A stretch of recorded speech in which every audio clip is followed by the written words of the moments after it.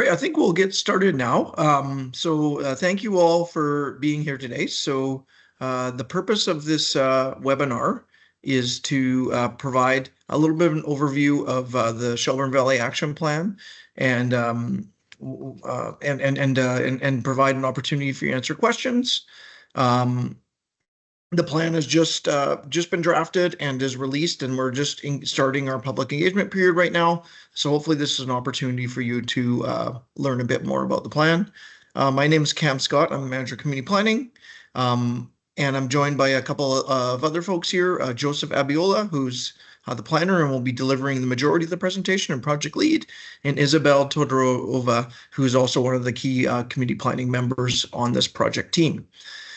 Before we begin, it's appropriate that we begin with our territorial acknowledgement. The District of Saanich lies within the traditional territories of the Lekwungen people, represented by the Songhees and Esquimalt nations, and the Wasanich people, represented by the Sartlip, Pakwachin, Sayout, Sycam, and Malahat nations. The first people's history in this area, the first people have been in this area, have been here since time immemorial, and their history in the area is long and rich.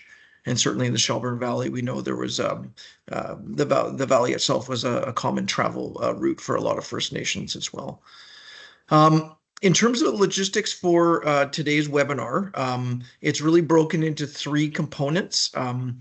The first one will be a presentation, then we will have a question and answer period, which folks can put in their questions using the Q&A feature, which I'll highlight in a sec here.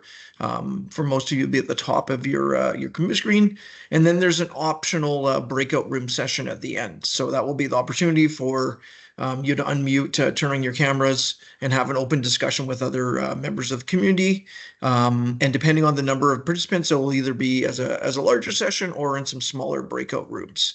And the reason why we're having this is we heard from a number of community members that they would really appreciate the opportunity to hear the perspectives of other folks in the community and exchange ideas with them and staff, as opposed to just a Q&A with staff.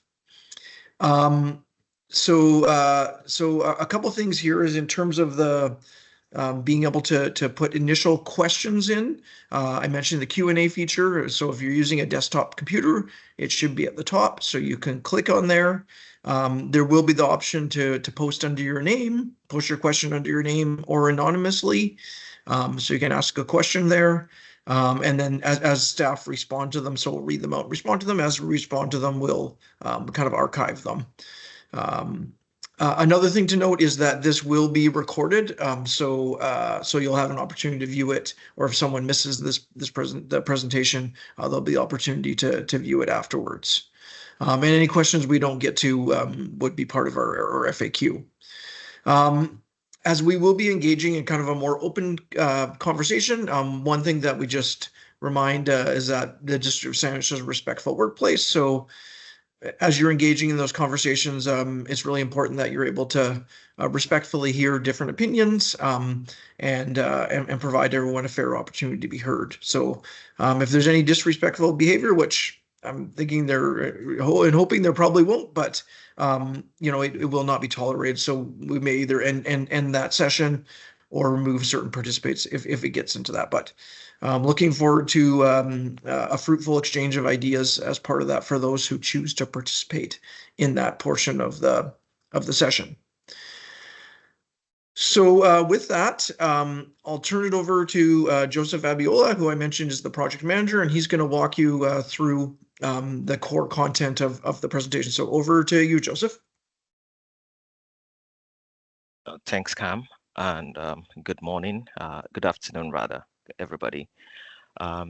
Today, I will be presenting the draft updated Shelbourne Valley Plan, and my presentation will include the background to the project, the Phase 2 engagement summary, the draft updated plan, which I will highlight the key changes that has taken place, the next steps, and opportunity to discuss this draft plan. Starting off with the project background. So the Shelbourne Valley Plan was adopted in 2017 as an action plan, and it's meant to be a land use and transportation plan that will guide these issues over the next 30 years. So the plan, in addition to land use and transportation, address the environment, climate, housing, community vibrancy, as well as sense of place in the Shelbourne Valley. In the over the years that the plan was adopted, that is 8 years plus now, we've seen some outcomes, including the Shelbourne Street Improvement Project, which includes several infrastructure upgrades along Shelbourne Street and other adjacent streets in the Shelbourne Valley, as well as the approval of over 1,700 new housing units in the area, in addition to over 3.5 million in community amenity contributions to support different community amenities like affordable housing, public improvements, among others. In the Shelbourne Valley Plan, the area that we are considering extend approximately 4 kilometers from Telma Place to North Dairy Road, that is from north to south. And it includes properties within roughly 500 meters on both sides of Shelbourne Street. The area accounts for about 27% of Saanich primary growth areas, as well as 7% of the urban containment boundary. Now, notable landmarks in and around the planned area include Montolmi, Cedar Hill Golf Course, Lambrick Park, Camosun College, the University of Victoria, and several other commercial hubs at major intersections along Shelbourne Street. Shelbourne Street serves as a primary transport corridor, and it connects Saanich to the city of Victoria and other surrounding areas like the University of Victoria. Furthermore, the plan overlaps the Quadra Mackenzie plan, which is another ongoing center corridor and village plan in Saanich at the intersection of Mackenzie Avenue and Shelbourne Street. It is important to note that the Quadra Mackenzie plan takes precedence where the two plans overlap, and therefore detailed guidance for land use in this area is provided in the Quadra Mackenzie plan, and therefore out of scope of the Shelbourne Valley plan. There are several factors that have informed the need to update the Shelbourne Valley plan after its adoption 8 years ago. First is the Saanich official community plan, which was adopted in May 2023. The new official community plan provides a new framework for land use in the district. The land use objectives in the 2020 Sustainable Saanich official community plan include expanding housing diversity in neighborhoods, making Saanich a 15-minute community, maintaining the urban containment boundary, and focusing most of the new developments in the primary growth areas, which the Shelbourne Valley area happens to be a part. Primary growth areas are envisioned to be vibrant centers and villages that serve urban and local needs, and they are connected by fully designed corridors supporting multimodal transit. The broader vision of the official community plan for the primary growth areas is detailed and implemented through the center corridor and village plans. So the center corridor and village plans promote compact development and provide opportunities for a full range of housing options, a variety of employment and commercial spaces, essential services and amenities, parks, open spaces, all of this within close proximity. This approach to planning and development helps to reduce dependence on automobiles, which over the years have been accounted for as the major contributor to greenhouse gas emissions in Saanich. Compact development also support the local economy, enhance social well-being, and advance environmental sustainability in Saanich. The Shelbourne Valley Plan is one of the 7 center corridor and village plans that is advancing the official community plans land use objectives within the primary growth area. Other examples of center corridor and village plans include the Quadra Mackenzie plan, the Cordova Bay plan, Royal Oak Broadmead plan, which is yet to be initiated, as well as Uptown Douglas Telecom Burnside plan, among several others of them. Some completed, others ongoing, and some are yet to be initiated. In addition to the official community plan, Saanich has adopted other plans and strategies that should be incorporated in the Shelbourne Valley plan to ensure alignment. And some of these include the active transportation plan, biodiversity conservation strategy, among several others. Lastly, the population in the Shelbourne Valley has increased since the late 2000s when the plan was initially initiated. The, excuse me, the disproportionate increase in housing and population compared to in population compared to housing supply is also revealed in the recent housing need report, which highlights over over 12,000 new housing units to be needed by 2041 in order to meet our current and future housing need.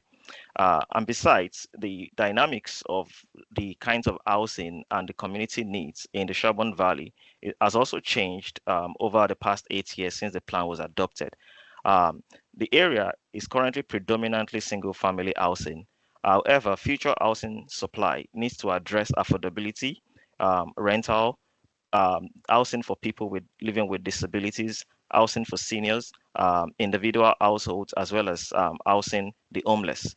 And this is another reason why the Shelbourne Valley Action Plan update is taking place. So far in the process, which was initiated in September 2024, there have been engagements in fall of 2024 where we received feedback from the public, as well as a draft plan has now been prepared following the feedback of the phase 2 engagements. This draft plan was presented to council at the community of the whole meeting in July this year. Is available online for public review, and this period is a time when we are receiving feedback and happy to review the plan to further align with community needs. I'll go over the outcomes of the phase 2 engagement. Phase 2 engagement involved 2 webinars with about 109 person in attendance. We also had 2 open houses with 242 attendees, as well as an online survey that ran from November till the end of December with 77 responses. The feedbacks received were from resident property owners, commercial users, as well as other people who work or play or visit the area for one purpose or the other. And the demographics of the participants also range from the age of 20 up to over 65 years. During the engagements, we heard a lot of things. There were several interests in more additional green spaces and parks in the area. There is demand for more family-sized rental housing. There is support for modest expansion of the Feltham village footprint, as well as more spaces for commerce and employment in the Shelbourne Valley area. We also received concern and interest about the daylighting of the Balco Creek, among several other concerns that were raised, as well as interest that were supported as the plan update began. So all of this feedback was what staff gathered in addition to the review of other reports and studies in the district to prepare the draft updated plan. And I'll go ahead to highlight the key changes in the draft updated plan. So the original vision and goals of the 2017 Shelbourne Valley Action Plan were retained in the updated plan, with the addition of a new goal to better align with the new official community plan's land use objectives. And this goal is to increase housing and employment density within walking distance of the frequent transit network. The updated plan also contains a more up-to-date context, demographic data, including census data. And for consistency with the naming convention of other center corridor and village plans, the plan is renamed as the Shelbourne Valley Plan. Also, there were minor adjustments to the overall plan structure to better align with the official community plan, as well as other center corridor and village plans in Saanich. This slide provides a general overview of how the chapters in the plan were arranged. It began with a plan overview, followed by the planning context, the vision and goals, then the climate and environment section, the land use section, transportation and mobility section, urban design and accessibility, and finally, the implementation section. Regarding the plan boundaries, in 2017, the boundaries of the plan, including the extent of the village and centers, were delineated with conceptual lines and circles. However, through the updates, these boundaries have been revised and clearly mapped to align with existing roads, property lines, as well as other notable features in the Shelbourne Valley planning area. And this mapping approach is in line with Sanich's latest planning practice. Overall, the boundary of the plan area have also reduced compared to the 2017 plan. It is also important to note that although um, the Shelbourne McKinsey Center is within the overall plan boundary of the Shelbourne Valley Plan, detailed land use direction for this center, which is formally referred to as the University Center in the 2017 Shelbourne Valley Action Plan, is now provided in the Quadra McKinsey Plan.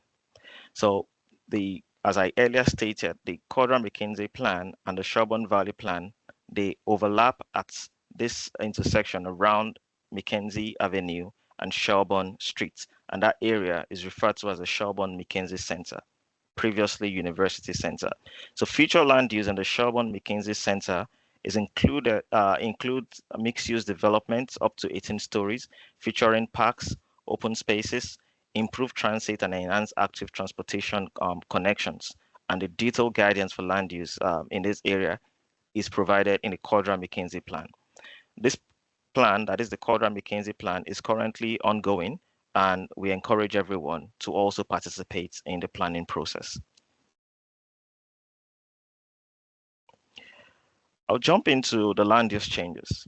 So the new official community plan provides a new framework for land use, which the Shelbourne Valley Plan now better aligns with.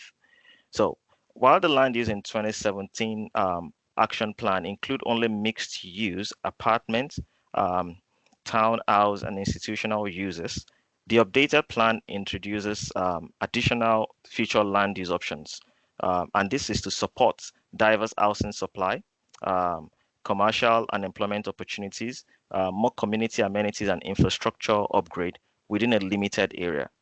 So the properties that were also assigned a future land use designation in the 2025 plan extend beyond the properties in the first properties within the first block of the Shelbourne streets, as it was the case in the 2017 plan.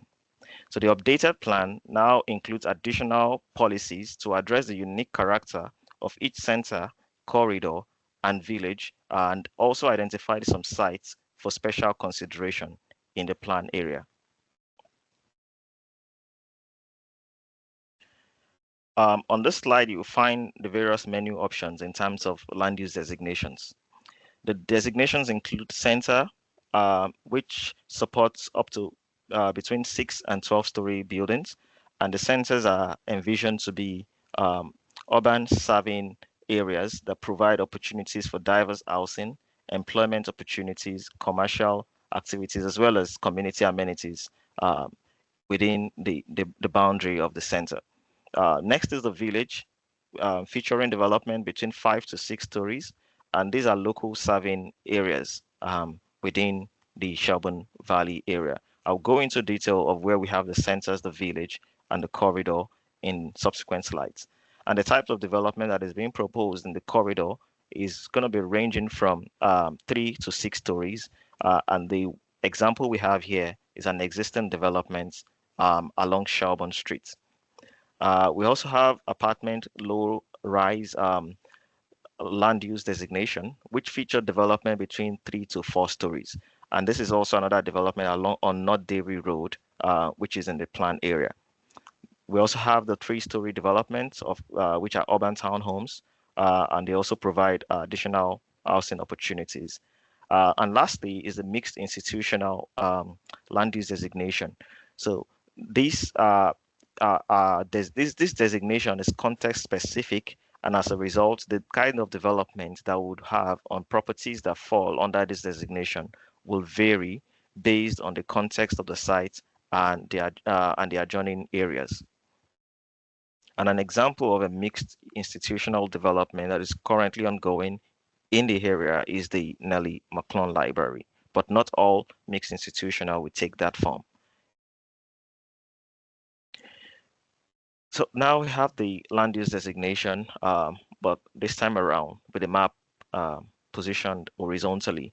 So you have the Feltham village, which is the northern end of the plan area on the right, and then the area around Hillside Avenue on the left. That's the southern end of the plan area.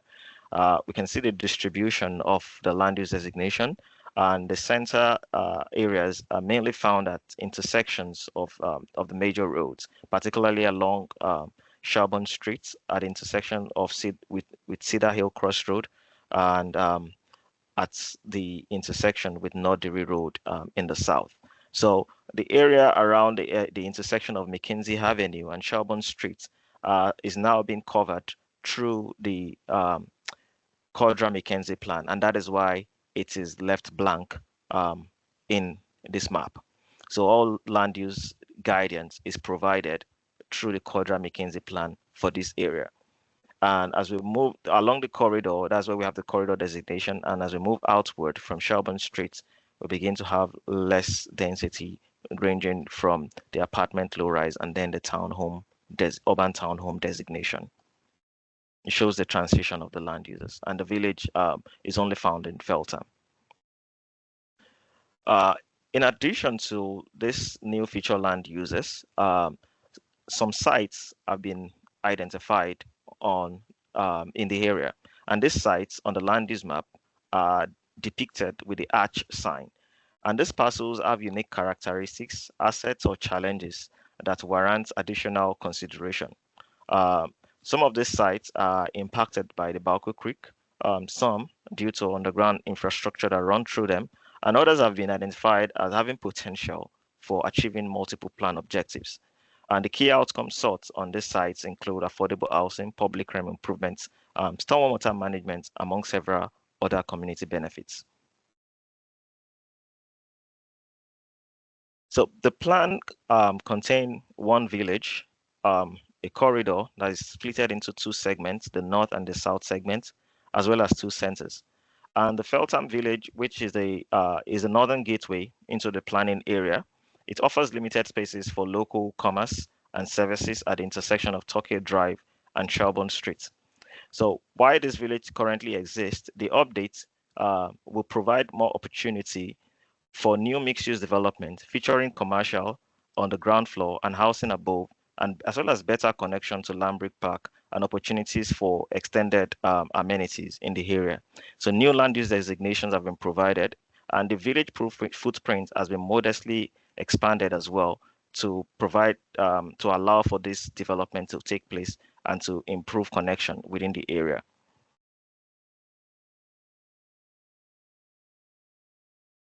The other geography in the planned area is the Shelbourne Valley Center. And this center is located at the intersection of Shelbourne Street and Cedar Hill Crossroad. And this center is the commercial hub for the planning area. The new future land use designations and policies in the updated Shelbourne Valley Plan will support more businesses, housing, and community amenities needed to transform the area into a fully integrated urban center that is attractive for both residents and visitors. And within this area, 3 special sites were identified. The first is the Highbury House, which is on 3868 Shelbourne Street. The key outcomes sought on this site include greenway enhancement, Balco Creek daylighting, stormwater management and detention, rental preservation, and there is a consideration to allow more than 6-story on this property if non-market housing is provided. So the property is currently designated as a corridor in the plan, but nevertheless, where non-market housing is supplied, then we want to give consideration for additional heights on this property.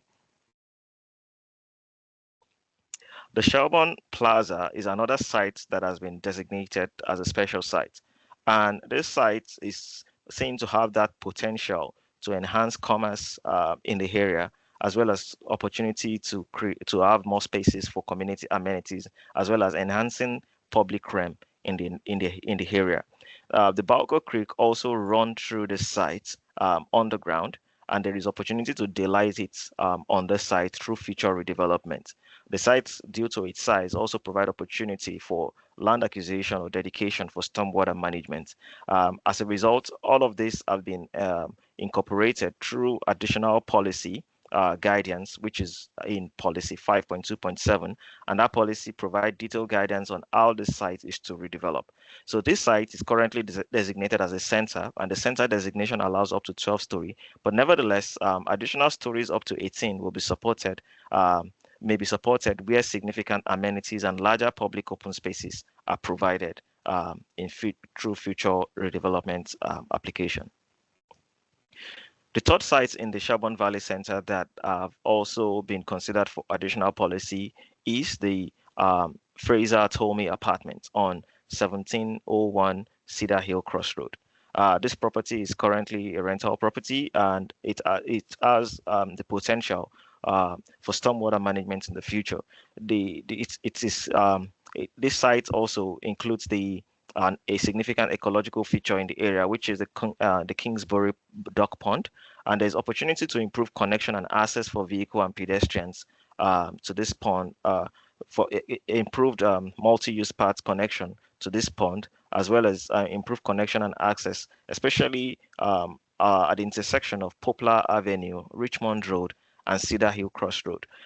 There's also opportunity to improve public open spaces, like introducing things like parklets around this property through future redevelopment, and therefore detailed guidance is provided in policy 5.2.8 to guide redevelopment decisions for this site.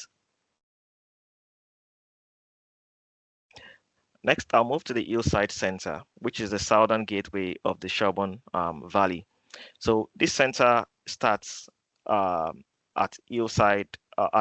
It starts on Lansdowne, a portion of Lansdowne, with the Hillside Shopping Mall on the west, and then it starts from the so on the west side of Shelbourne Street, it's starting on North Dairy Road.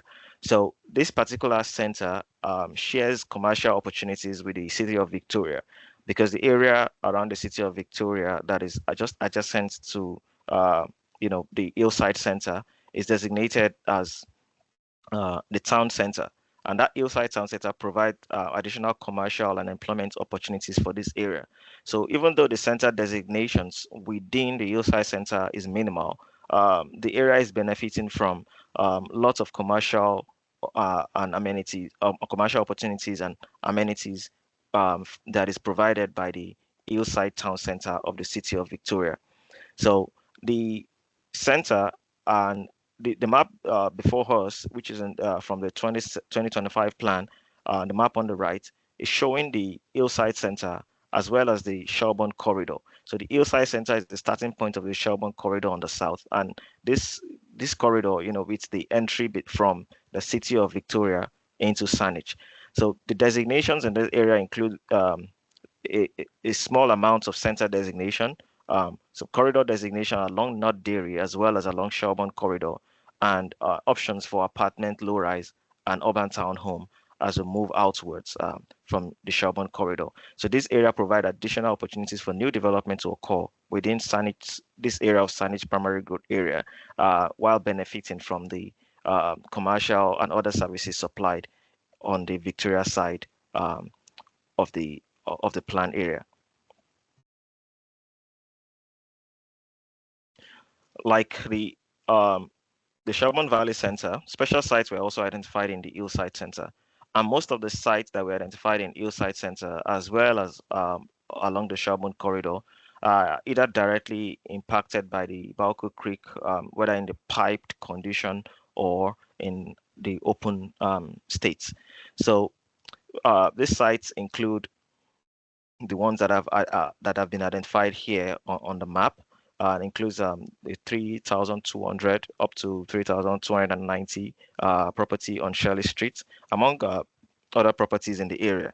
So the key outcomes sought for the properties that have been identified in the Hillside Center as special sites include the enhancements of the Barco Creek and its riparian areas. There is also opportunity to provide, more diverse housing on Special Site 10, considering the size of the property. So when new redevelopment happens, there's opportunity for more housing on that property, as well as the opportunity to increase rentals there. That site, that is the one on 3,200 to 3,290 Shirley Street, also provide opportunity to improve the public realm in that area, as well as planting of new trees to address low tree equity score, which is one of the findings of the of that we realized through the plan updates in line with the urban forest strategy. So in addition to that, there's consideration to consolidate special site 10 and 11 to provide a more comprehensive planning and development that benefit from the extent of that of these two properties, as well as consideration for land dedication for stormwater management and detention within the hillside center.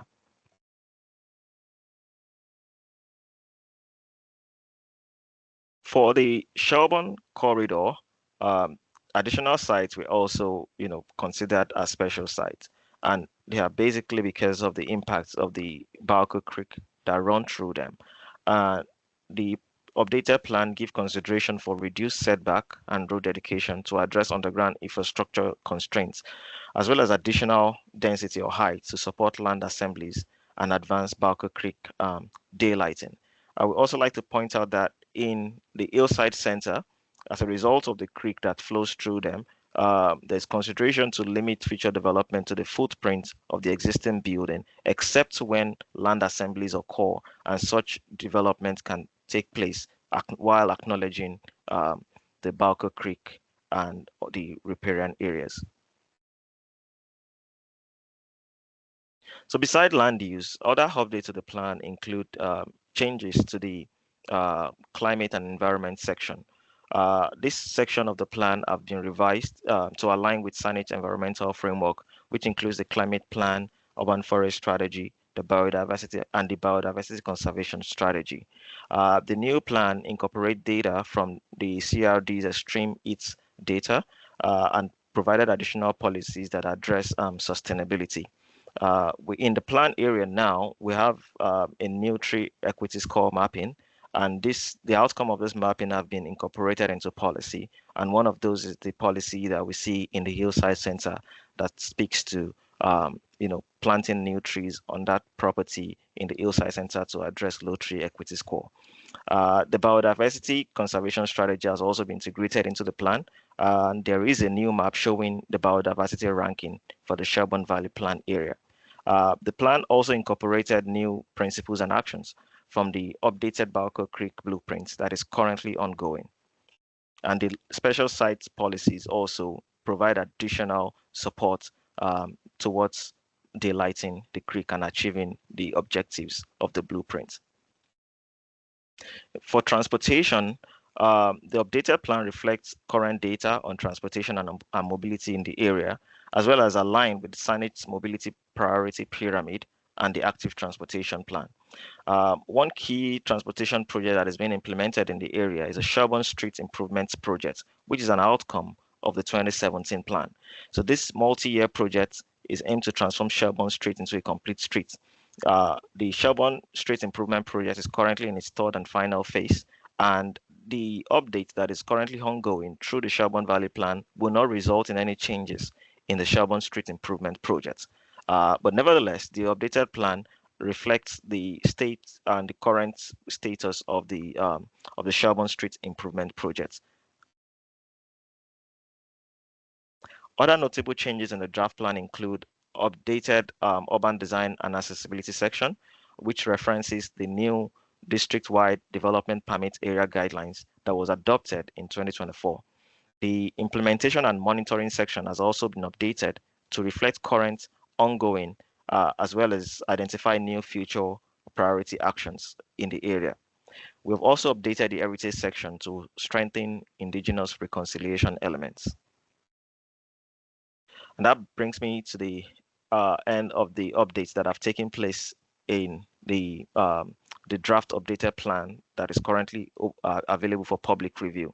So the next steps and how can we be a part of the planning process for the Shelbourne Valley. Phase 2, Phase 4 engagements is currently ongoing, and it features an online survey that is live now and runs until October 20. Initially, the survey is scheduled to close on the 13th of October, but following the feedbacks we received and requests to extend it, we've listened, and as a result, we've extended the survey until the 20th of October of 2025. There will be another webinar session like this one later tonight at 7 p.m. and it's also going to be online. There will be 2 open house sessions coming up next week. The first is on October 1st, is a weekday, and start at 4 p.m. and end at 8 p.m. It will be at Gordon Head Recreation Center. And the other one will be on Saturday at Cedar Hill Recreation Center, starting at 12 p.m. There will also be additional pop-up events at various locations, and more information will be provided on the project website. We encourage everyone to follow the project website to receive updates on the plan. Following the various engagements and feedback received, staff will revise the draft plan and present a proposed Shelbourne Valley plan to Council. Council will then schedule public hearing and decide on the proposed plan. And this is scheduled to happen sometime in 2026, in the winter of 2026.